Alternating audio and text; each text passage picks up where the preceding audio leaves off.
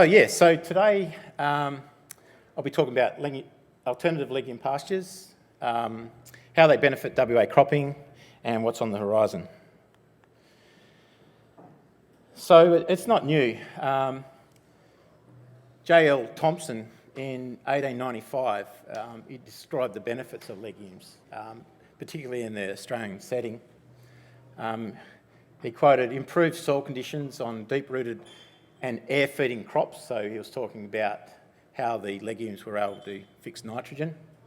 Improved weed control and productivity following cereal crops, and improved management, so a break crop, so things such as disease, insects, and the spread of economic risk with having legumes in the system. But they're always a challenge in farming systems, and we have seen a bit of a trend of legumes declining. We've seen more of a reliance on synthetic N, and of course a lot of the break crops going into canola now. But the question I pose is, with the increase of the cost of carbon-based fuels, will we see more legumes grown? You probably know Western Australia, it has challenging growing conditions. I might just put my glasses on, look here. I can't see. Yeah, there we go. A high proportion of our soils aren't conducive to successful legume farming, and most of our soils are characterised by low organic matter, low clay most of the time, low mineral fertility, and the big one, low soil pH. And if you see that diagram to your left, there was a report card in 2013 and trying to achieve targets of 5.5 calcium chloride at 0 to 10 and 4.8 lower. We didn't go very well, except for that little spot where we've got better alkaline soils up near salmon guns. So it was quite low pH, and that affects things, but it is getting a lot better with liming. Also, we're seeing a changing environment, less annual rainfall and increasing temperatures. However, we have been quite successful through breeding, rhizobiology, extension and adoption. This is time to plug. We have a new booklet that's available now and that's Inoculated Legumes, Practice and Science, that everyone can have a look at. And so there's plenty of information out there. And in that booklet, David Herridge has quoted that in Australia, about 3 million tonnes of N is fixed a year, which is equivalent to about $3.5 billion, so quite significant. So I thought, let's have a look at what pasture legumes are fixing in WA and what they're contributing. There was a review by Ewing, Ryan and Roberts, I think Peter was here somewhere, and they actually said of the 17,500 arable or cleared land, 7 or 8 is crop, but it's quite hard to put a figure on what the pasture fallow is. It's quoted at 9.5 to 10.5 million hectares. So I thought, okay, let's think about that is about 30% that's going into pasture legumes in a given year. And I'm talking about subs, medics, Ceradella, Bicerola, vetch, all those forage legumes. And I broke it up to low legume content, medium legume content, high legume content, and then I put a quote on how many kilograms of nitrogen are being fixed in those areas. And I separated into low being about 2 million, medium about 0.8, and high about 0.5. Anyway, I got to a figure of about $110 million pasture legumes are worth WA per annum, and that's at when urea's at a price of about $1,000 a tonne. But to really appreciate what's going on out there, we have to look at the timeline and what's been going on. So, of course, around the 1950s, superphosphate with subclover and also peat slurry inoculation was a game changer. And as we went along, we saw some medics going on to the alkaline soils, of course, with inoculation. Around the 1990s, we started seeing some of these alternative aerial seeded pasture legumes coming into the fray, like Ceradella and Bicerula, and also matched with acid-tolerant strains of Rhizobia, and also alternative inoculant delivery, such as granules. And as we've gone on, we started to get different cultivars you'll see this ASPL, aerial seeded pasture legumes, particularly hard-seeded legumes that regenerate, and also the vetch coming along, seeing a lot more vetch being sown. And just another thing that's coming along is to go with this vetch is now we've got this acid-tolerant Group E, which goes on vetch. So I think that'll expand the areas it can go. So what we've got is basically this mix of traditional lay farming, so sub, medics, mixing in with alternative aerial seeded pasture legumes. What is some of the reasons for this transition? Well, we had Quinlivan and Francis. There was quite a lack of farmer confidence in subclover in WA due to poor persistence through drought and susceptibility to pests and diseases. So what we were seeing, farming was changing. We were getting the subs and medics the seed banks were diminishing because we were getting tighter rotations, more intensive cropping. We're seeing probably more out-of-season rainfall, so seeing a lot of false breaks, also diminishing the seed banks, and we're getting this accumulation of disease and pests because this species has been there for quite a while when you get this accumulation, such as the red clover syndrome. And another big one was this use of herbicides, particularly residual herbicides. So we were seeing things like clopyralid going and affecting nodulation in the following year. The other big one was a lot of the growers were relying on specialised harvesting. So you probably remember suction harvesting. As you know, that the seed of subclover is buried, and also the medics were dropping their seed. So what this was doing to get that seed, it took a lot of effort, and we saw increasing seed costs and lower availability. And at the same time, you probably see that we've got less cleaning sheds now as well. So this started in 2000 to look at new alternative pasture legumes. And the big thing we were looking for was aerial seeding and pod retention, so they could be harvested and processed on farm. Other attributes we looked at was deep-rooted, so we get a longer growing season. More tolerance to pests and diseases. Better tolerance to low soil pH. Tolerance to grazing and small seeds, so we escape digestion if you're a mixed farmer. And we're looking for a range of low and hard seed breakdown. So this is probably a good time to talk about hard seed breakdown. So at the same time, we're looking at ways where we didn't have to, we've got these aerial seeded pasture legumes, the hard seeded, so if we can't scarify them, how do we get them into the system? So summer sowing, we looked at summer sowing. We know that sub and medic, we couldn't do that. It was compromised from suction harvesting. And so what summer sowing is, we sow into high rates because you harvest your own seed in late summer. and some cultivars possess suitable natural hard seed dormancy breakdown.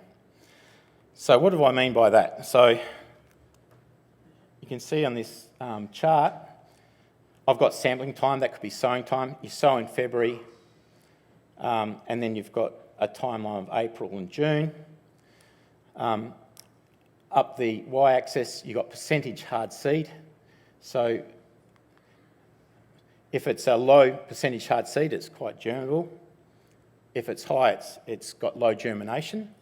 And you can see there's four different cultivars. You've got Margarita in the blue. You've got GEH, which is another yellow Ceradella. You've got another yellow Ceradella that's in the orange, and then you've got Bicerula. So what this is saying, what we're trying to achieve is over time with diurnal changes in temperature and humidity, we get a breakdown of the hard seed. And so what we're looking at is around April in the soil, get about 50% breakdown. So when the rains come, you've got these seeds available, these seedlings. And this is some work done by Hackney. It's both in New South Wales and WA on 24 sites. And this is looking at seasonal conditions of decile 1 to 10. And what that does mean, if you summer sow, you get the plants growing earlier when the rains come in warmer, moist conditions. And overall, you can see the peak biomass. There's an average of 5.4 tonnes per hectare. Over time, you can see that decile 1, decile 2, decile 4, with summer sowing, we always get quite a good production. Whereas if we compare to just sowing conventionally after the break, we get lower biomass. So on this graph, you can see French Ceradella summer sown, French Ceradella conventionally sown, clover and Burmedic. So overall, we're getting much more production. And that also includes seed yield as well. Over those drier years, we're still getting quite good seed production with summer sowing. Where to next with hard seed legumes? Excuse me. Well, we have limited cultivars suitable for to header harvests and for summer sowing. So there's opportunities to increase options through the agroecological zones. This is a bit messy, this table. You can see down the side we've got rainfall, some 300 millimetres, and then an example of the town of area that gets that rainfall. We've got Southern Cross, Narrabeen, Kojonup. Across the top there, we've got most of these legumes are suited to different soil types. We've got sandy loams, and loamy clays. If you go through what's available, there is not many hard-seeded legumes that we can summer sow. There's a new one that's just come out, Freno, more for the dry areas. We have Margarita. There is a yellow Ceradella for the medium rainfall. And then we've had a bladder clover called Bartolo that really hasn't been adopted. And then in the higher rainfall, for sandier soils, we've got Avila. And also, I'd like to add, there might be opportunities here with vetch with a hard-seeded cultivar as well. So I thought I'd just run through the dryland legume pasture systems program that's just completed. And in this project, we're targeting areas of 350 millimetres and below. And this was a really good opportunity to look at what cultivars we can develop to go into not only sandy soils but fine textured soils as well. And once again, the challenge was to find resilient plants, of course, aerial seeded and pod retentive, had a deep-rooted behaviour, shorter season now, so you're looking at 90 to 100 days to flowering, and suitable hard seed breakdown profile for summer sowing. And as a result of that, we've come up with 3 hard-seeded legumes, and one is called French Cerridella. It was bred by Brad Nutt, and it's 90 days to full flowering, and this is more for acid-neutral soils, and that was released in 2020, and this year that plant's been adopted quite well, and it went over 10 to 20,000 hectares. Okay, so this is a case study of a farmer, Clint Butler, out at Narrabeen. February 2020, he established 40 hectares. He grazed a little, set seed and harvested. And in May 2021, he cropped that, and he got a chief wheat at 3.4 tonnes. But his comments was he reduced his applied nitrogen by about 50 units. In March 2022, this year, early rains, regeneration, he put 200 ewes and 190 lambs. He removed those lambs. We had cages there, was about 5 tonnes per hectare of dry matter. And there's the photo there in 27th July. He header harvested and he got 0.8 tonnes of hectare of pod, and that was last week. So and now he's got that seed ready to go to do other areas. So it's a sustainable rotation. So Frano for mixed farms in low to medium rainfall areas, low cost establishment and legumes on demand. Not released, you can see what we're looking at here, aerial seeded and lots of seed. So in the front there is another bladder clover, and in the back is another plant called Trigonella balansa. Trigonella balansa, it's 76 days of flowering, so this cultivar that we've developed, and it's got a hard seed breakdown suited for summer sowing, and it complements Medic, so it goes with the Medic rhizobia. So now we get to a stage where we have to do proof of concept. We know we can header harvest. We know we can summer sow, but now we have to look at regeneration. So this is a 3rd year regeneration, and we had Trigonella, wheat, Trigonella, and we're quite happy with that production. The other one is bladder clover. We still haven't completely worked out the summer sowing here, but there is techniques now where we found that softening occurs in a silo. So this had proof of concept just recently. This is a photo here where it's flowering. This is Bartolo a bit later for the dry areas. And this was last week. We put it through the air seed to make sure everything was fine. And we header harvested, and we were really impressed with the seed production. Okay, so what does this mean? If we have a look at this figure, yield on the Y, and then we've got different rotations, continuous cropping, control legume, conventional sown legume, and early sown. So this is the summer sown, so that was either Trigonella or vetch compared to Medic to continuous cropping. And what we do see is we can reduce supplied N. So if we look at this particular time was between 50 to 70 units. We're getting similar yield. It does say no N, but it did have a little bit of compound. But what we're doing is we're reducing applied N. If we have a look at protein, another thing that's really we're noticing is you really have to have protein to increase your legumes as well. So the one to look for there is this is plus N, and this is no N. So we're getting similar protein for lower amounts of artificial N. So in summary, annual pasture legumes contribute significantly to WA cropping systems.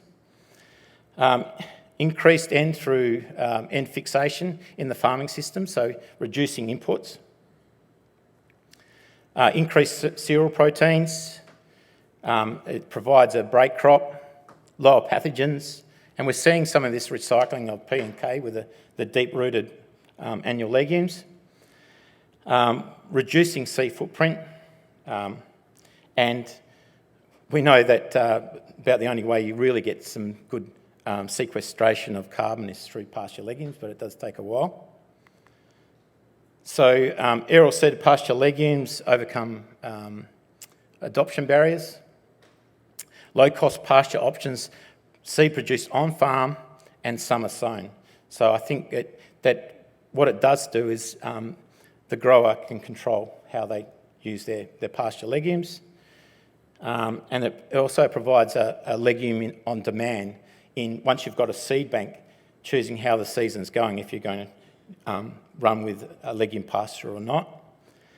And I think we need more options, or more tools are needed for the different agroecological zones. Thank you.